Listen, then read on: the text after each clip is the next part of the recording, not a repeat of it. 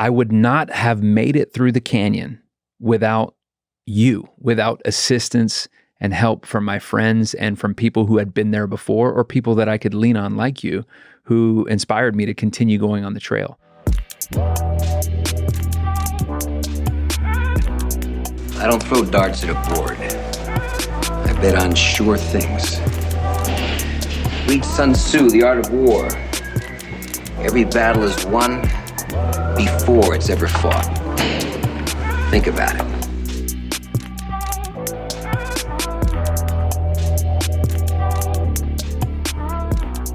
Welcome, closers, to another episode of Profitable Property Management. Today I have Randall Henderson on the show. Randall, thanks for coming on. Hey, thanks for having me. Welcome, everybody. Glad to be with you here, man. You and I have had some fun adventures as of late. I want to talk through the times that we've seen each other lately. I want to hear a little bit about your background in the industry and hear about where you're headed and where you're going. But let's wind the tape back. Randall, where are you from originally? So I was born in Raleigh, North Carolina. I'm a huge Tar Heel fan. I've got family there still, and spent my early years in a family of 7 boys. So it was kind of a Lord of the Flies, kill or be killed situation. So we fought for our food. We were best of friends and worst of enemies. But yeah. Where do you fit in the order? I'm 5th of 7. Ooh, okay. And all of our names start with R. So. Would you like the rundown? I know I have to do it every time. Robert, Richard, Raymond, Ronald, Randall, Ryan, Russell. Wow. So 7 boys, the 7 R's, as we were known. 7 R's. Yeah, we were kind of a force to be reckoned with in the neighborhood. We're all pretty tall, pretty big guys, and had a lot of time together on the court, actually. So you could field the basketball team, basically. 100%. Well, we actually did field a basketball team several times, going against some colleges and universities, and we beat a couple of Division II teams just with the 7 of us. That's incredible. It was great. What position did you play? I played a 3 or a 4. I was actually a late bloomer, so I graduated high school under 6 feet still, and then when I turned 18, I shot up 6 inches and thought, man, maybe I could play somewhere. Maybe I could play basketball somewhere. So at the time, I didn't feel like I was good enough to play anywhere on Tobacco Road or in the ACC or anything, but I wanted to get a good Division I education. So I packed up everything, had $200 to my name and an academic scholarship to BYU, and went out and slept on the floor for 6 months of one of the teammates that I had found on the first day that I landed there. I went to the gym straight away and said, does anyone know any players on the team? And I was able to find one guy, and I shagged balls for him for like 3 hours on that day. Just talked to him, and we became great friends. And I asked him if I could crash on his sofa that night. And that is where I stayed for the next 6 months of my life until I made the team.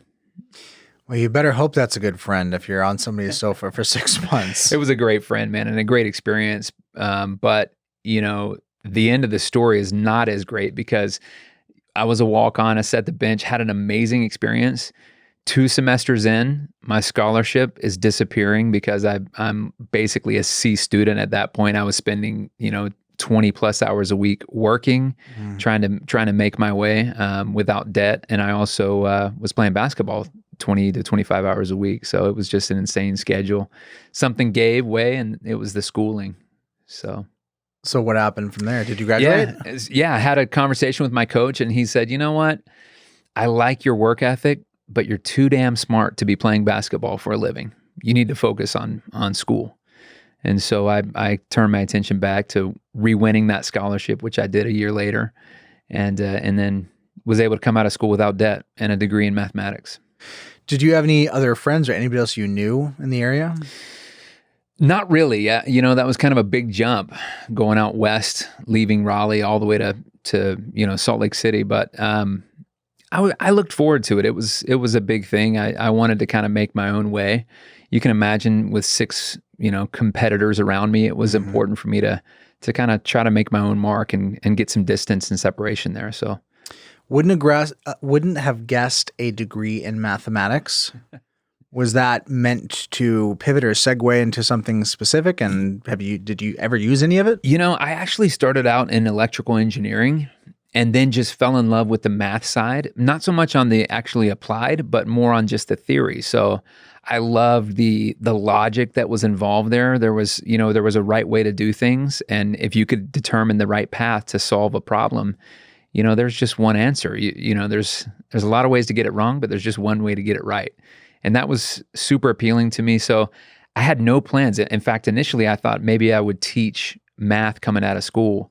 But I just felt like maybe there was something bigger waiting for me. So started looking at sales. I was always good with people and was hired on very early in a pharmaceutical company, Eli Lilly out of Indianapolis. And so I started selling drugs to doctors, which was a fantastic job coming out of college. So you get into pharmaceuticals. What was that? Pharmaceuticals has some assumptions about it that doctor interaction. For sure. What was the vibe like? Yeah, so I would say it was as much marketing and market share as it was sales, because like you literally drive around for 6 or 8 hours a day. You've got a territory that's pretty big. It covered, I had Utah, Idaho, and Wyoming.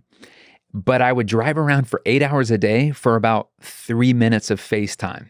Because the people that you're calling on are extremely busy. They have reps all day lined up to sell to them. It's big money. You're spending a lot. You're trying to get their attention.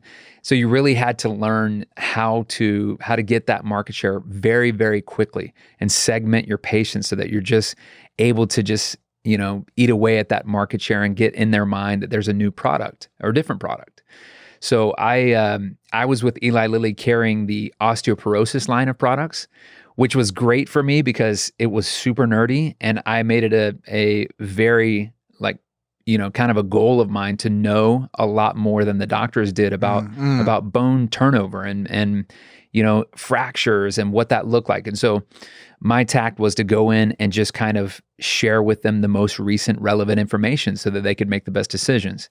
That did very well for me in that space. So after about 2 years of that, I was in the top 5% of Eli Lilly selling that product, and I was rewarded with the sales training role.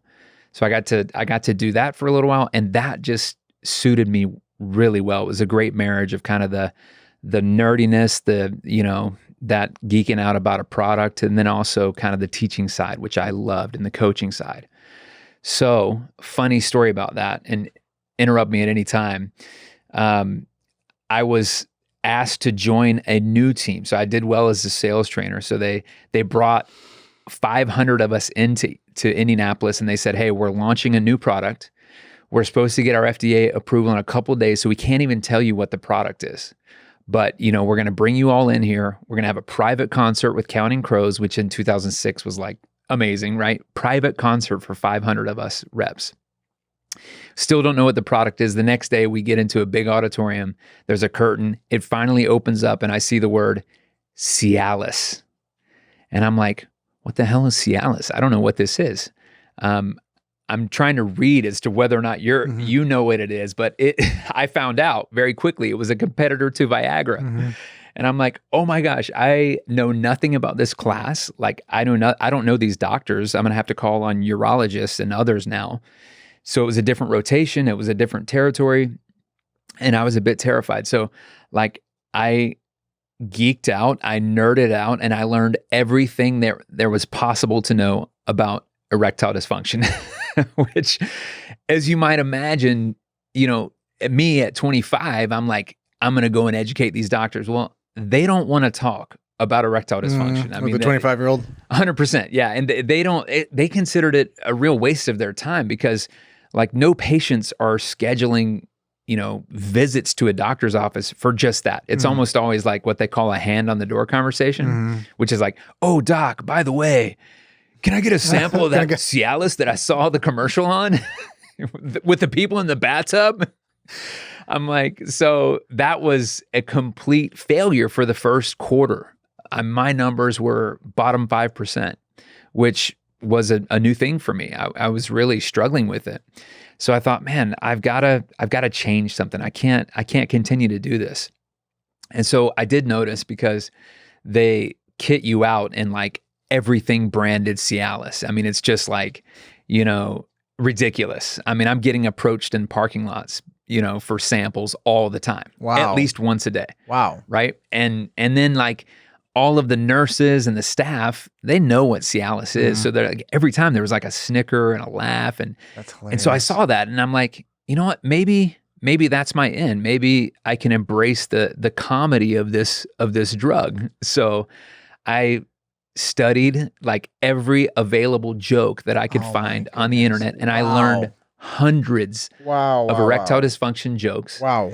And then, on my 2-week rotation, I would go in and I would get up on stage basically and deliver like a series of stand-up. Oh my goodness. And guess what happened? Numbers went up. So within 6 months, I'm in top 5% of the country. They bring us out for an annual event. They put me on stage and they say, "What is the secret to your success?" And I told like 6 jokes. I basically did a stand-up session about erectile dysfunction. So wow, that is a hard pivot, no pun intended. I do want to ask about if it's changed your perception of the medical community having that kind of proximity. 100%. I worked as a clinical assistant in the OR, and getting to see physicians up close, seeing the humanity, we're all not that different. Put on your pants one leg at a time. It gave me a slightly different view. How did that interaction with the medical community, specifically in the sense that you understood the use case and the problem better than they did in certain ways, how did that kind of impact how you view physicians? Yeah, I love that you brought that up because that's kind of a misapprehension that I think a lot of people have. I mean, they're fallible, they make mistakes, they do the best they can, but they also, especially in primary care or family practice, they're dealing with so many different classes of medications and so many different ailments that they're seeing that they rely on the information provided to them to make good decisions. So which is kind of hard when you think about the fact that pharmaceutical sales reps are incentivized based on performance. So, whatever market share you can aggressively get through any means necessary, that's going to impact a doctor's prescribing habits. Now, if that's your mom you're talking about as a patient, that should scare you a little bit. So I definitely walked away thinking, you know what? I appreciate the medical field, but I'm always going to go for second opinions. I'm always going to do my own research and as much of that as I can because they just have so much on their plate and I'd rather go in prepared. So that's my advice to anybody listening. How do you think about something like the opioid epidemic? Do you just assume that's just foul play kind of at hand? For sure. I think there's enough fault there to go to both the pharmaceutical industry and the prescribers as well. When you take a controlled substance and you allow, every Joe doctor to prescribe it kind of unlimited, it's a little bit better now, but that has created a massive epidemic. I mean, that is a killer in our country. So yeah, it's been sad to see. So how long was your stint in pharmaceuticals? 7 years. I did 7 years in pharmaceuticals, which was fantastic.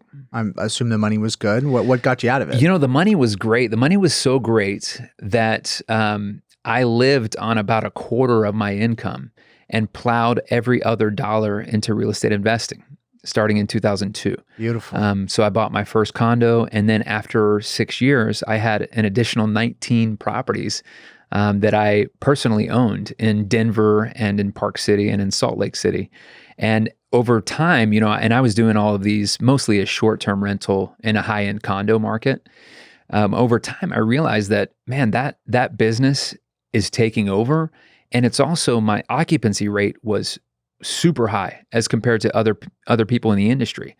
And so after a while, I thought I need to turn my attention to this fully. And so I did that. In 2008, I shifted away from the pharmaceutical industry and just went full-time managing for other people for the first time for me, which was awesome. So I was able to add another 20 owners into my portfolio of short-term management and then built that business until the crash happened. This is such a common story. Folks owning some properties, having some success. Somebody asks, hey, can you manage mine? Slowly morphs into a business, which it speaks to the barriers to entry or the lack thereof for getting into property management. You brought up 08. This is the lament of property management, is that when an 08 happens, all of a sudden there's a lot more realtors that now happen to specialize in property management as well. So were you already kind of spun up? Were you already in motion in when '08 occurred? Yeah, I mean, I was a broker in '05. So, and I had already been doing some other things in real estate from a flip perspective. So I felt confident that I could weather a storm. I read a lot during that time, and I kind of anticipated a storm. I was able to consolidate my capital a bit and diversify in some ways. So I invested in oil in Texas during that time. I invested in gold. I invested in a dental clinic in Arizona, just trying to spread it out a little bit. But to be honest with you, what I did in half measure, I should have done in full. So if I could go back, because even the 15 properties that remained in my portfolio, my personal portfolio, were decimated. When kind of that business travel stopped and the vacation travel stopped in '08, '09, and 10, that just destroyed my business. So the only properties that survived were the long-term rentals. And that was a very small percentage of what I was managing and what I owned. And did that create a bias from there towards long-term versus For sure. short-term? Definitely, I would say that. But the business did come back. I mean, I kept as many of those properties going as I could. And when the market kind of, started to recover a bit, I let out again with short-term management and built that back up until 2013. What do you think the common thread is of folks that get in the same way that you got in? Yeah. If you have some extra cash on hand, you could buy a boat, but if you're not minded, let's say at least within the bucket of people that want working capital to do something that is meant to be accretive, what is the common thread for the folks that are drawn specifically towards real estate in your mind? Yeah. It's so funny that you bring that up, because I think it's two things. It's number one, discipline. I mean, I lived during a time when I was making a lot of money. And relatively pharmaceuticals. young. Yeah. I lived as if I were in college still. I mean, I ate as if I were in college still, and extremely disciplined in a one-bedroom, condo that was just over $100,000. And I lived there for many, many years. So I think it takes discipline, but it also takes a willingness to risk. It was so funny during that time, because I had a lot of peers and a lot of people who were doing well. Not many of them pulled the trigger on investing and trying to build something bigger. I think I always used to say, everyone talks about investing in real estate. If you want to invest in real estate, you just do it. You just pull the trigger, and you have to be willing to accept the fact that you could lose all your money. At the end of the day, though, it's just money. It's not really that important in the long, grand scheme of life. But I think you have to learn that lesson. You have to remove the emotion from your investment in order to be successful in it. If not, you'll tie your whole happiness up into this major risk proposition, and that just leads to misery. Well, that's an interesting stream of thought. You can segue off that in a million different directions, but I am curious to hear your take on downside protection.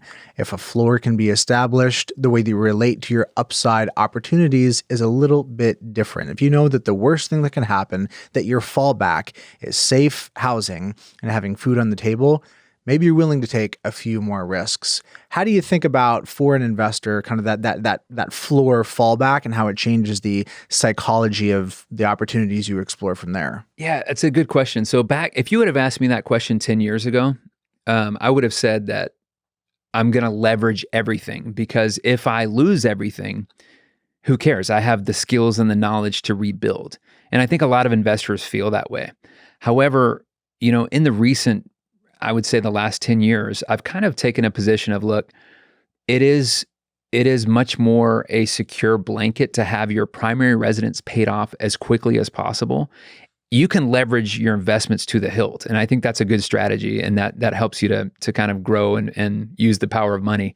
And I know that my thinking of the primary held in cash is maybe not as popular, because not a great use of capital. But at the same time, there's power in the safety, and especially for your family, to know that, look, if all else fails, if all my stock investments and my gold investments, if all that goes to zero, I still have a beautiful and safe place to live. Then I don't know. I've changed in that mentality over the years. Yeah, it's Dave Ramsey-esque, so I wouldn't say it's out of fashion, but it certainly isn't mainstream. Probably frivolous consumption is the most mainstream that you could deal with right now in terms of common financial sense. When you think about kind of investing and this aspect of your life that's so tangentially related to property management, where does property management fit in terms of the value prop? When we talk about the commodification of our industry, it's just about the pricing, we're just rent collectors, et cetera. How much of that is self-inflicted and how much of that is just inherent to the circumstance? Such a funny question because, again, like, why didn't I ever hire a third-party manager? Because I have control issues, and I thought that I could do it better, and I thought that it was easy. And I think there's probably a lot of investors out there who feel that way, and they don't see the value of third-party management. Only until I kind of got into the mix of the crash and beyond did I start to say, you know what, this is not worth the time that I'm investing in it. My time is better spent in other areas. And so then I started to see the value of that third party. Now, until I joined PMI, I fully agreed with the commoditization of that industry. I mean, one property manager is as good as another. Is just send me my check, and take care of the problems. I think that's starting to change, and we're seeing that, I think, across the industry as far as adding more value as a property manager. And that's one of the things that I've tried to bring to PMI. But yeah, I've definitely changed on that over the last 10 years. What's your take on turnkey, which is kind of a related topic? Turnkey represents the consolidation of more of the value chain. It takes it from reactive and it opens up the possibility of getting in at the ground floor, lowering the bar to folks that have the capital, but bird dogging for a deal feels heavy. It's not as common. And when it's done, oftentimes it's done poorly because people are good at one of the three skills. They're good at construction, they know PM, or they know how to raise capital, but only one. And therefore it just goes bad when the other two are shaky. What's your take on turnkey? Yeah, so it's a great line of thinking to go down. The problem is that when you do that, which I think is happening in the industry because of new money and money that's come into our space for the first time ever. We've never had, in 2011, Goldman Sachs never entered the single family space. Well, what happens when they do is that all of a sudden every Joe Schmo investor is like, holy cow, I need to turn my attention to single family. And we've seen the results of that. And I think that goes to the kind of this turnkey idea. The problem is that the property managers as a whole, I don't think we're up to speed and ready to deliver that kind of service to the investor. And I think we're still struggling to play catch up a bit in trying to understand and provide immense value. We know that institutional investors don't value third-party property management. I mean, we've heard that, many, many times. And so the challenge to property management is create enough value, be an asset to your investor rather than a drag on their balance sheet, which is pretty tough, I think, for most property management to overcome. So how do you crack the nut? I mean, that's a great concept, an asset, not a drag. That seems to describe pretty well the hurdle that folks would need to get over in order to really see value. You can tackle that on the consultative. I'm going to help you get more deals. I'm going to do some pocket listings, get you some inventory you wouldn't have access to. It could be on the maintenance side. It could be, we have bulk pricing. What feels like, if you were going to stack rank the buckets and the levers that a PM has available to actually make good on that premise, what would it be for you? Number one is return on the asset. So how many property managers in this country right now are having, let's say quarterly, or maybe even, let's give them a break, every 6 months, are having investment reviews with their clients? Very, very few that I know of. The ones that are doing it though, they're winning. They're what I call fishing in their own pond. They're delivering value by giving a return, a noted return. Here is the return on your asset. Here's how much cash you had, and here's how much you have now. Here's the equity that you've created through our management in that property. Would you like to now use that equity to move over here into this property? And by the way, here's a lending partner that I have, and I'll also be your agent on the deal. That type of conversation is number one. Number two is maintenance. I don't believe so. I'll give you an example of this. Why does a property manager's phone ring from that? If you're going to have somebody who's in that 65% category of people who self-manage, you know why the phone rings to the property manager? Something bad happened. Absolutely. That's why close rates are very high in property management, because if you're the Advil to the problem, they're going to hire you. If you have the first meaningful conversation about their property, 9 times out of 10, you're going to get the business. But the point is that they don't pick up the phone until they feel pain. And so we're not providing any value to them prior to that. until there's a maintenance issue and until there's a tenant that hasn't paid rent, and needs to be evicted. That's when a property manager's phone number rings. So to overcome that and to fight that, I think property managers have to figure out how to add value outside of that, or that's one way. The other way is to remove the cost, somehow to make it so easy for an investor to use a property manager that they just can't say no. The removal of friction is a common theme Absolutely. in customer service. You think about delivering happiness to an EC, talk a lot about customer delight. It's exciting. That's cool. I think another angle on that is just the removal of friction. So instead of giving somebody a gift on their birthday, which, love that kind of direction, the removal of friction is an almost invisible, unseen benefit. How do you make everything just kind of flow together better? The capacity that you act in at PMI, what is the scope of the impact that you're trying to make for the franchisees that you work with? Yeah. So my title at PMI currently is the Vice President of Residential and Commercial. And basically, I oversee the portfolios, and that means the offering of property management. So I'm responsible to build a better mousetrap and help our franchisees adapt it and then use it to make more money per door and provide more value to owners and client and tenants. And so that's kind of the purview that I have. We currently have 25,000 residential properties and about 1,000 buildings, commercial buildings that we're managing. And so it's been a heck of a time trying to build value in that portfolio. So what does that break out to in terms of the average number of properties per franchisee ballpark? It's about 150. Okay. And we've had a lot of aggressive growth lately. So we're adding a ton of new franchisees with zero coming out of the gate. Sure. So they're a profile of around 150. They're kind of on that cusp of somewhere in between solo entrepreneurship, staring into the abyss, asking themselves, do I really want to build an organization? Yeah. And there's no judgment. There's no right, wrong there. For many folks, solo entrepreneurship is a great way to have a nice income. And for other folks, it's bitterly disappointing because they want to build an organization, a management structure.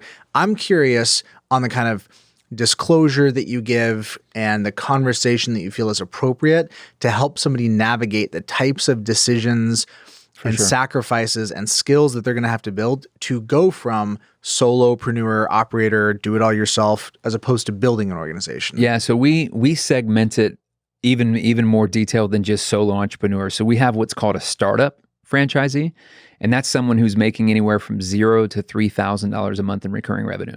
After that startup, you move into the solo, what we call the solo property manager, anywhere from $3,000 to $8,000 a month in recurring revenue. After that, you enter the growth phase, which is where most people get stuck after about 2 to 3 years. That's anywhere from $8,000 to $32,000 a month in revenue, in recurring revenue.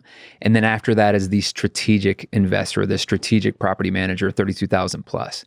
So you are absolutely correct that the challenges that are facing a startup and a solo entrepreneur are extremely different than those facing a larger market. So we've tried to build programs that created significant value at the right time for that person. So coming out of the gate, it's technician skills all the way. It is, how do you do property management? In our experience, that takes about 6 to 8 months to learn the operational side of property management and start to be confident. Heavy focus during that time on sales skills and close rates and generating leads and all of those things. They're spending on average anywhere from $1,500 to $3,000 a month in lead generation. And they should have a 50% plus close rate on the leads that are incoming during that time. Once they hit that next phase, the solo, it's time to think about, okay, how do you scale? And you've got to prep for scale. So we move from teaching technician skills to teaching manager skills and making that first hire and getting comfortable with that. Our new model includes a remote team member at that point as well, and kind of building out the training. That's somewhere PMI has taken over kind of the training of every role in that person's property management company. So as they hire a leasing agent, as they hire a business development manager, as they hire XYZ, we throw them into the training program. We teach them the technical skills of doing that role. Once you're able to kind of push through that difficult section of what we call a stuck in transition, anyone who's in startup or solo, into growth, we switch from, we started in technician, we move to manager skills, and then we actually start building entrepreneur skills as a someone in growth. Once you hit that $8,000 a month in revenue, all of a sudden you need to start stepping back from your business. You need to start setting up systems and processes that allow you to work on the business rather than in the business. And so we implement EOS with them at that point.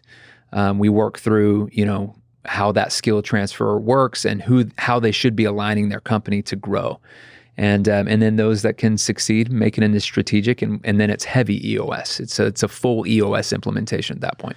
How do you handle the segmentation of coaching? I get the brackets that you just described. You can handle segmentation based on geography, based on top line revenue. At Profit Coach, we actually do it based on net operating income, right, which is really interesting because you can have somebody managing 1,000 units and 100 units in the same group.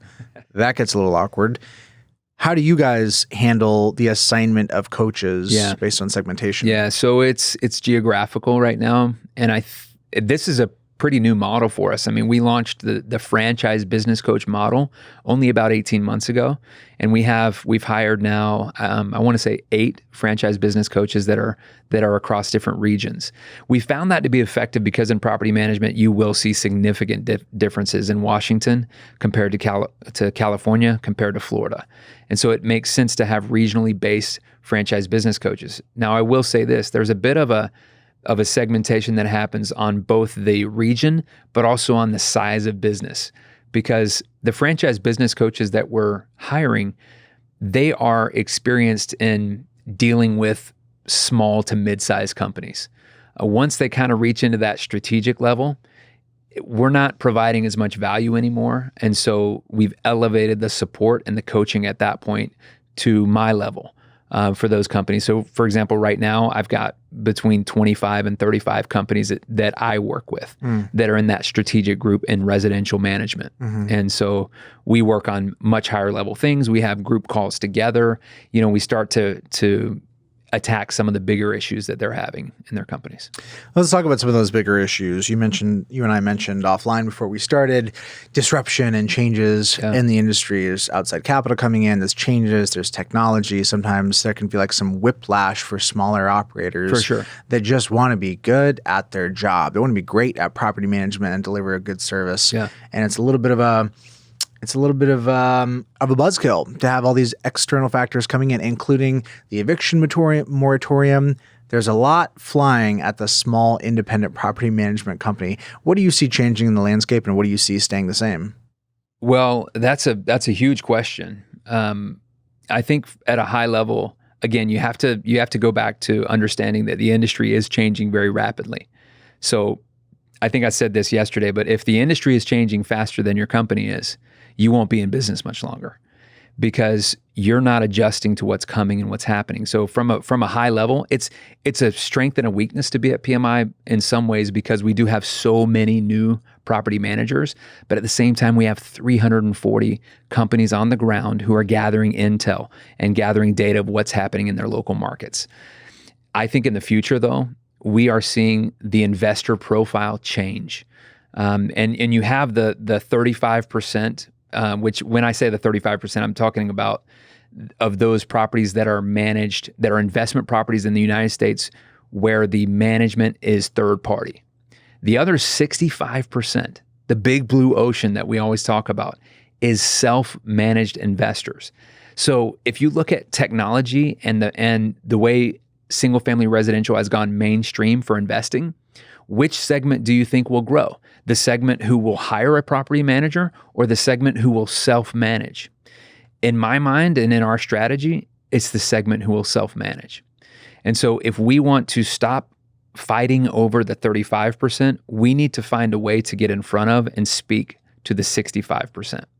And we're anticipating and gearing up for ways to add more value and think of new ways to provide property management to those people. One example of that could be a complete a la carte model where you're just saying, hey, you know what? You do your own management.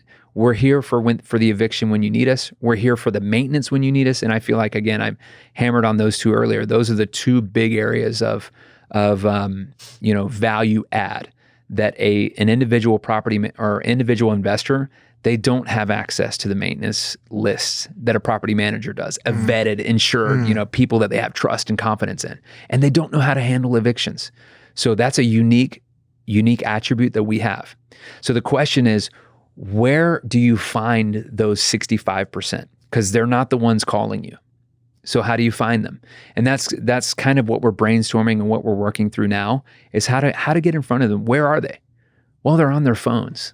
They're in an app, especially this next generation. They're using an app to manage their own property. What app are they using?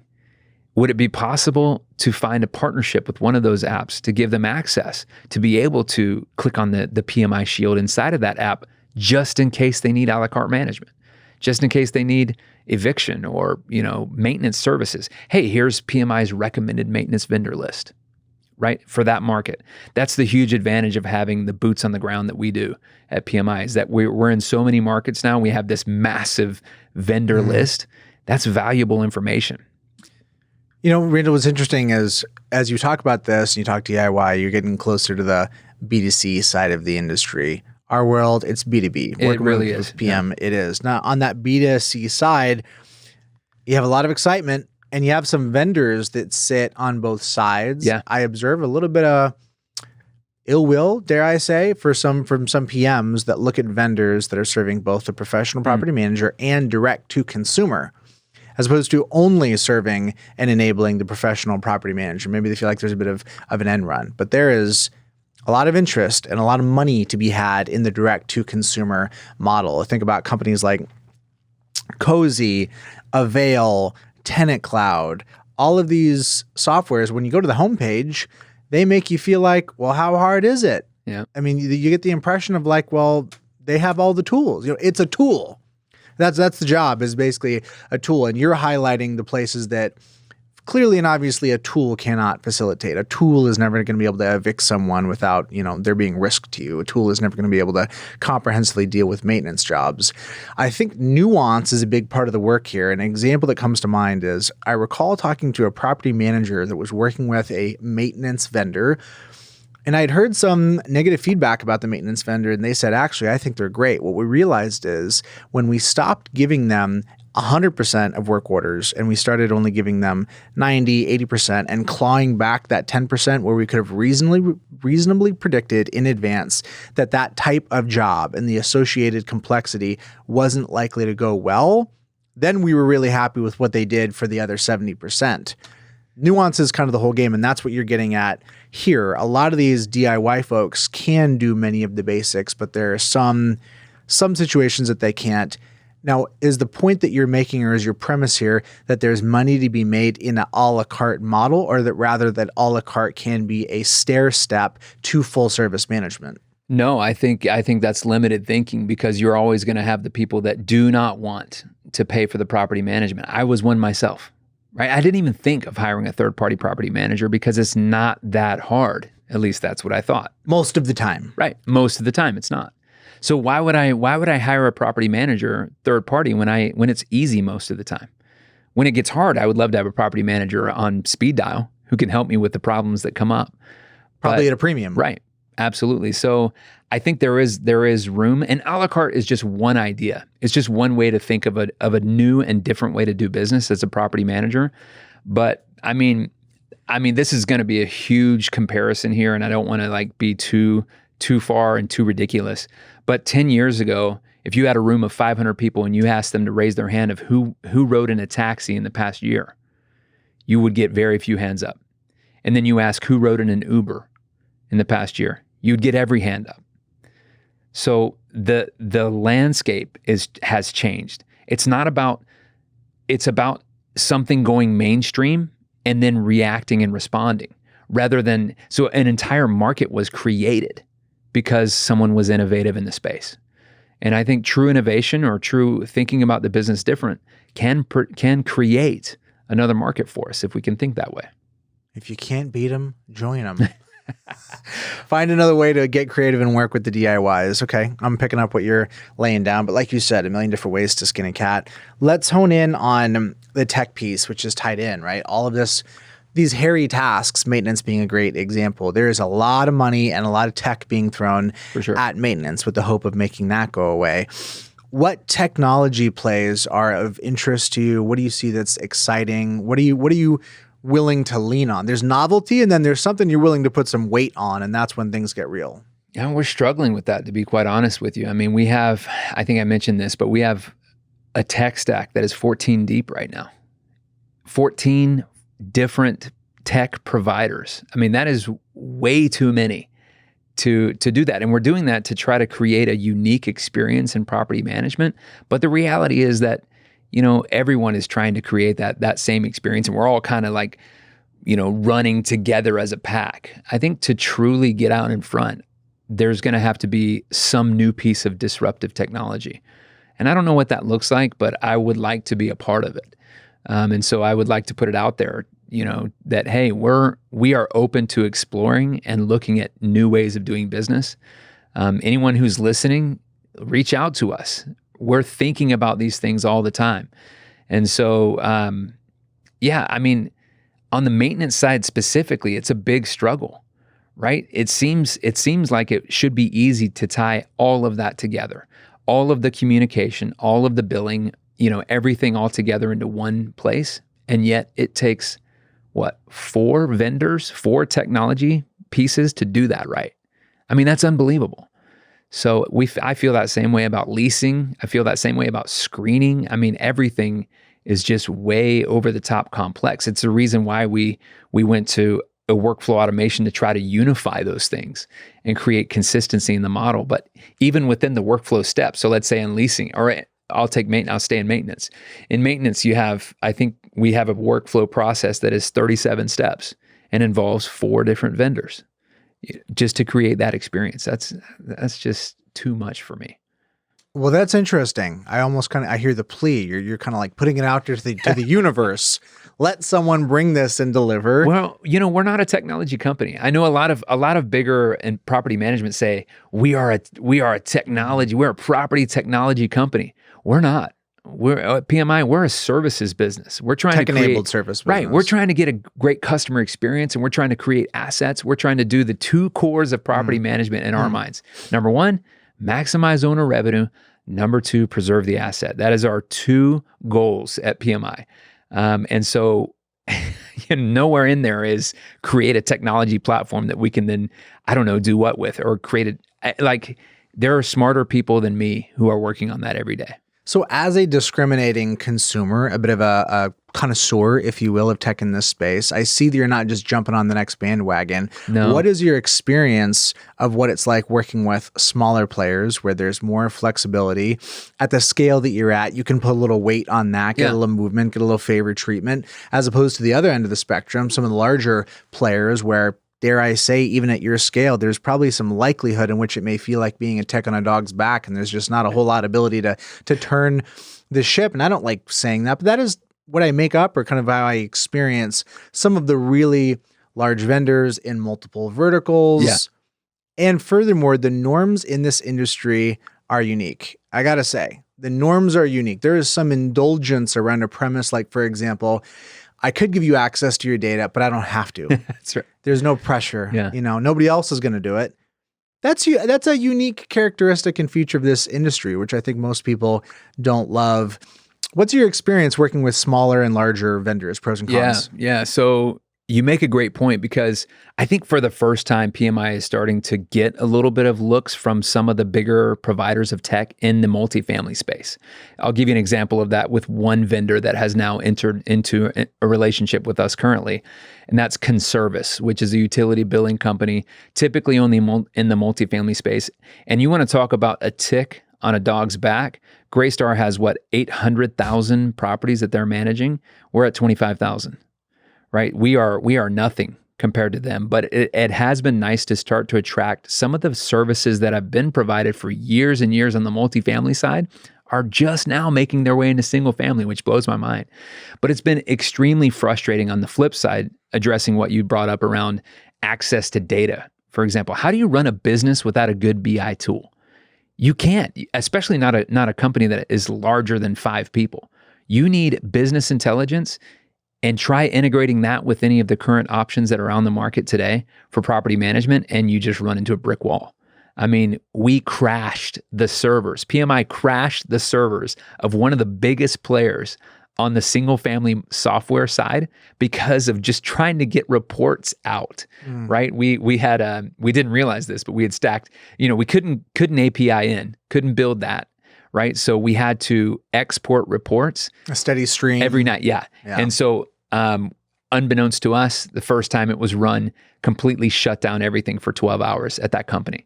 And that is just like, all we want is our data. All we want to do is segment our data and understand what's happening and what are our vacant days across the franchise and what's our revenue per door. All the basics that you need to run a property management company, we couldn't even get out. I mean, it was ridiculous.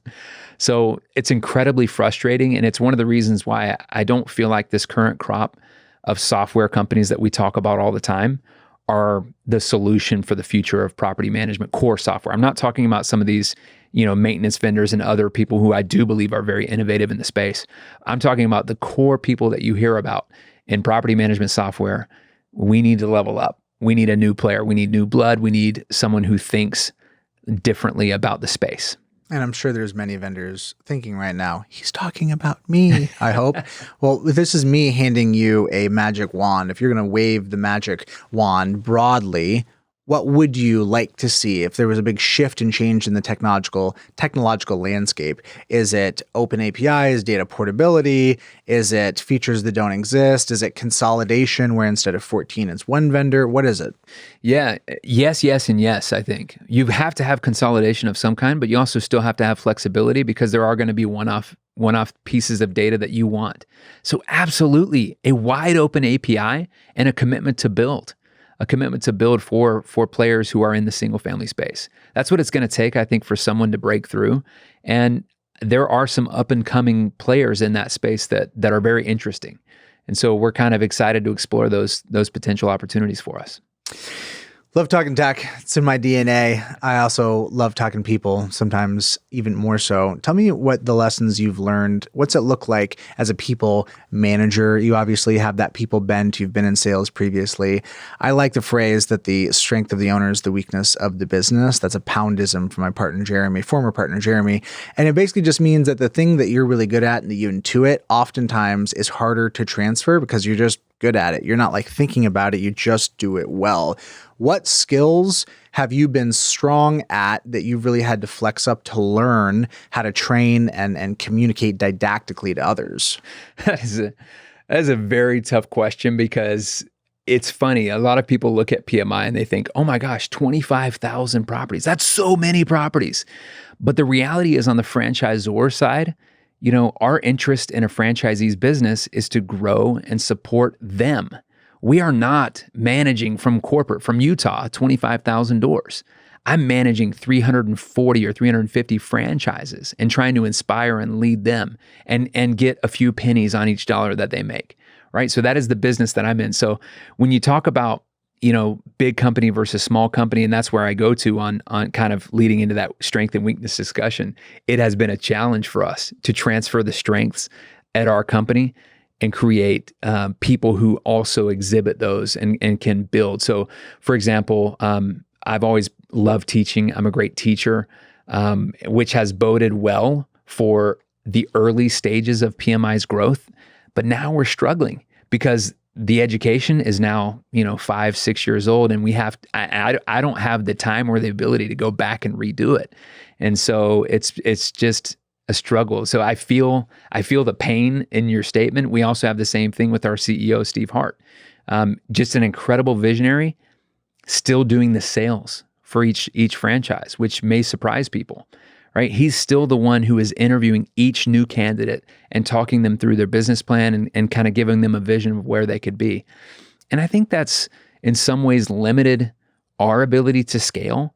We need to be thinking about bigger partnerships and bigger things. And that really resonates with me on the strength and weakness side. I'm figuring it out one day at a time. For sure. Just like you, brother. Yeah. In terms of your interests outside of property management, if you weren't doing property management, this whole thing went away, what do you think you'd be doing?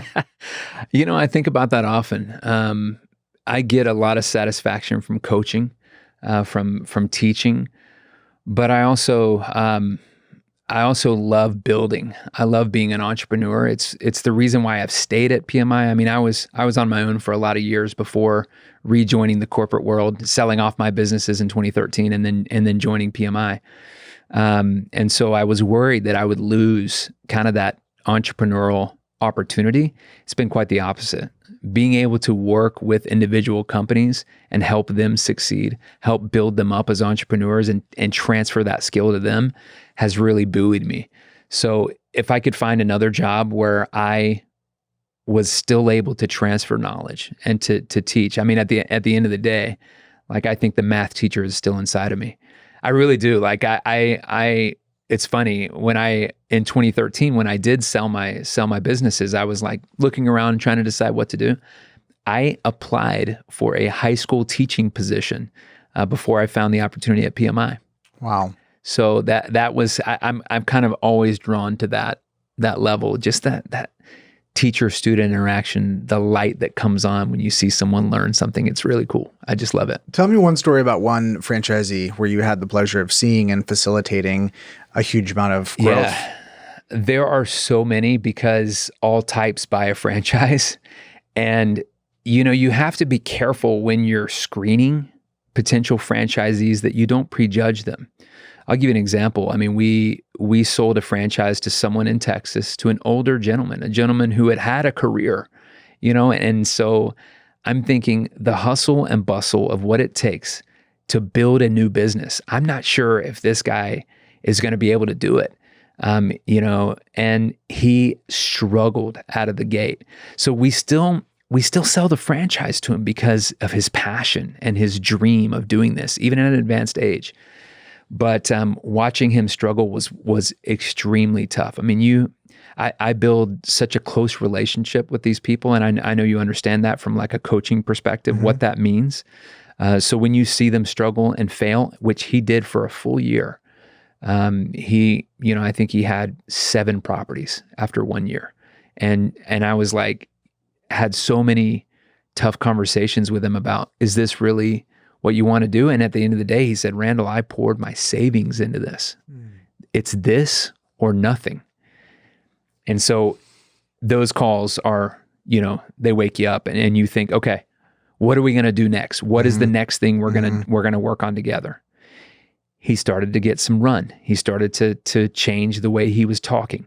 He brought the passion and the desperation of someone who needed to make it work, and he conveyed that to his clients, and it was amazing. It was like something shifted in him. There was no more second guessing his pitch. He was on the money every time. I am the best property manager in this market for you, and here's why. And this is a guy who is the softest hearted guy. You would never believe that he could do that, but he came out, he found the animal inside of him, and he grew to 70 properties in, I think, 3 or 4 months, just hand over fist. And we're talking organic. Like, this was not like massive portfolios. This guy was, all of the hustle, all of the hard work paid off. And, having that phone call at the end of that, which he's now up over 150 properties, I think, but having the phone call where he's just yelling and yahooing and thinking, and just this old Southern guy just going off about how amazing his journey has been. And that's why I get up every day. That's what we do. It's cool. It feels good. Man, I love that story. Yeah. I can relate to needing the stimulation of having my back against the wall at times in order to stay engaged. I don't know if people who buy a franchise understand that is, even though it's a quote unquote business in a box, the entrepreneurship, the sense of building it yourself is still there. This is not a McDonald's where you're going to come in and have clients from day one. You got to hustle. Your back needs to be against the wall. You need to paint yourself into a corner, which is terrifying for almost everybody. All right. It was terrifying for me. I kept having these conversations. I'll never forget early on in my business. Sorry for another quick story, but my business had kind of stagnated a bit, and I didn't know what to do about it. I hadn't really made the shift to like bringing in additional partners or additional employees. I had kind of this mental block of giving up control, or maybe just not having enough confidence in myself to believe that anyone else would see my vision. So I said, you know what I'm going to do? I'm going to go to my office and I'm going to lock myself in, and I'm not going to come out until I know what to do next in my business. And I stayed in that office for the next 38 hours of my life, just working through and mapping and trying to understand what to do next. It was a very difficult time. You know, I had a young kid at home. I didn't know if this was going to work.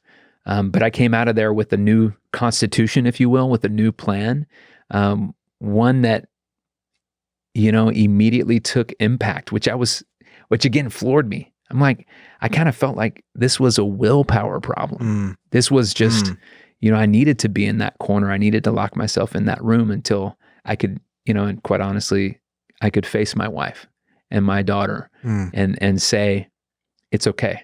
We're going to be just fine. I've got a plan. I'm working it. You know? That's beautiful. Thank you for that share, man. My experience is that sales is about the transference of certainty. If I don't believe it, I can't expect you to believe it. That clarity you can come in and out of can be helped or hindered depending on your proximity to your goals. There's a pattern of goal achievement, and then for a moment, you're kind of lost. Like I wasn't thinking necessarily all the way through. I had this big goal. It felt aspirational, and then I hit it. Oh crap, what now? What now? And you can have some lostness in that. You know, it's time to reward myself, and you indulge a bit. That hard edge of committing yourself to clarity is really, really important. Having your back against the wall is, I think, the way that you put it. And that, I think, is a good segue to where we could wrap up talking about the time that your back was against the wall, as was mine in the Grand Canyon together. Yeah. That was a hell of an adventure. Didn't fully know what I was getting into. Had a pretty good idea, but the idea and the experience can be pretty divergent. Give me your take, man. What was your experience? What were some highlights and lowlights from that, that experience in the Grand Canyon together? Well, I'll tell you this. I followed the preparation as best I could. I generally followed the recommendations from the pros. I bought the things that I needed to buy, and I trained the way that I was supposed to. Having said all of that, I would not have made it through the canyon without you, without assistance and help from my friends and from people who had been there before, or people that I could lean on like you, who inspired me to continue going on the trail.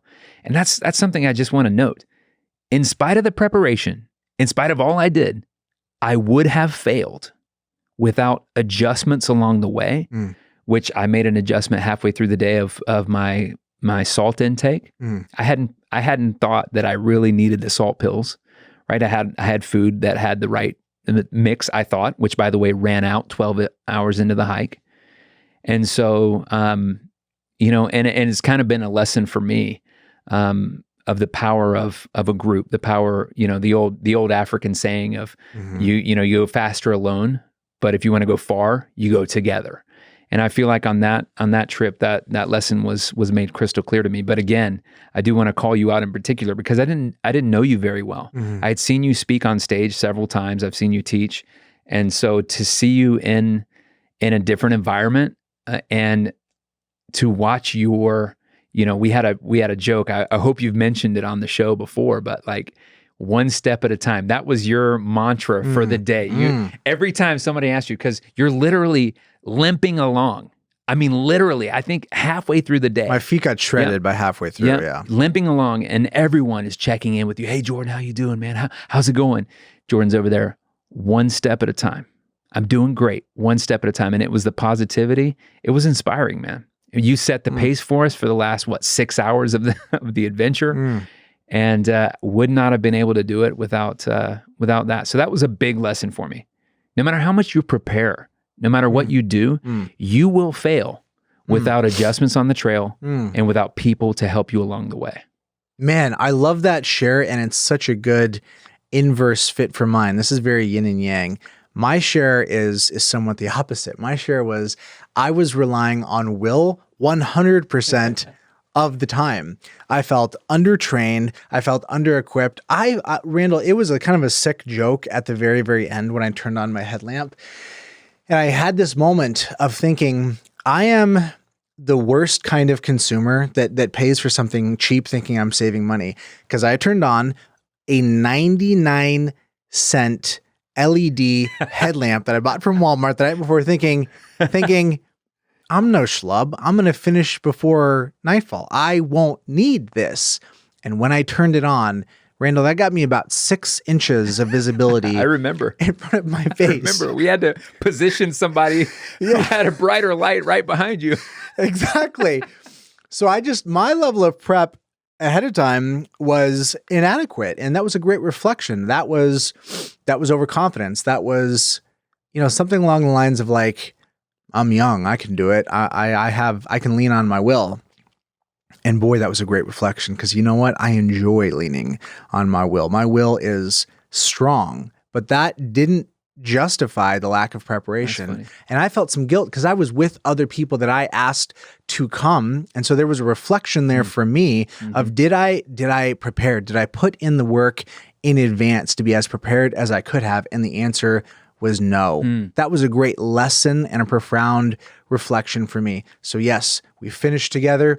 We made it. And boy, what a blessing and a unique introspective moment to be with professional people in a quasi-professional setting, in a moment and an experience that veered about as far as you can off of a professional roadmap. I was going to say, it got real personal real fast. Real quick. Yeah, it did, especially when one of our members of the hike went down halfway through. Yep. And, had to be rehydrated, invigorated with salt, with carbs. I mean, the guy struggled. And if not for the people on that hike, I honestly believe that he would not have made it out. That's also sobering, but yeah, I agree, going into that personal place real fast. And it's cool to see, people's personality, people's determination, and people's spirit shine through in a situation like that. I was really blessed to see Tony's leadership. Agreed. And to see the way that he stepped up and was able to step in there. That was another aspect of the reflection. Yeah. I made it. I stayed with our group. What was it, about 6 people that was in our squad out of a total of 20 something. The last group that you're referring to, I didn't have the stamina to go back there and drag somebody else out of the canyon.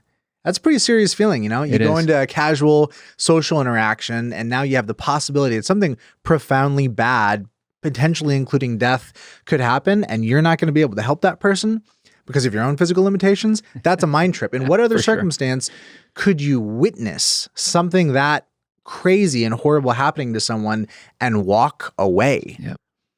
Rare. The question came up the other day, would you do it again? For both of us, the answer was yes. And I think if I reflect on why, it's just such a unique experience to be in that kind of situation, and you get to test yourself. And I think that's what it came down to for me. It was just that test of what's in you. Yeah. So it's a mix of the achievement of what we did, but I think there's also this humbling nature, which you're talking about, and it's not just, it's also the beauty of the hike and the smallness that we are in this Grand Canyon, pun intended, but also just, knowing that I couldn't have helped, knowing that I didn't have the strength to go back, and watching those guys not just go back and commit fully, but also turn around 2 hours later and do it the other direction the next morning when I can barely walk. It was inspirational and incredible, and quite frankly, humbling to an ex-athlete who, thought pretty highly of his physical capability. Yeah, what a trip, man. Well, I think it speaks to some of the just great people elements of being in this industry. Yeah. I haven't been in other industries. You mentioned being in pharmaceutical sales. I'm sure that's great too. Wouldn't know. This is the industry that I really have the most context on. And I choose to believe that it's special in that way, that there's this depth of relationship that is far beyond transactional. And that really adds a lot of depth to the personal experience of being in it. Yeah, in my experience, it is different. It is unique. And I don't know if it's kind of this brothers and sisters in arms, like in the trenches. I don't know if it's that, or if it's just, I haven't figured it out yet, but I agree that there is something unique. People like Tony and others who share and lead and inspire are everywhere in this industry. I don't think that I can that I've come across another industry full of high integrity people, full of high integrity people, like this one. It's been amazing. Well, aren't we blessed, man? I'm We grateful are. to be in this industry, and I'm grateful for people like you that want to give back. I appreciate you coming on. Absolutely. As we wrap up, final question for you, Randall, what is one cause that you find worthy and why? That is a powerful question. For me, the biggest driver in my life is family. I am just a big believer in that no matter what success or failure you have outside of the home, nothing can compensate for failure within the walls of your home. And so, especially children, for me, having the ability to spend time right now with my kids is so crucial.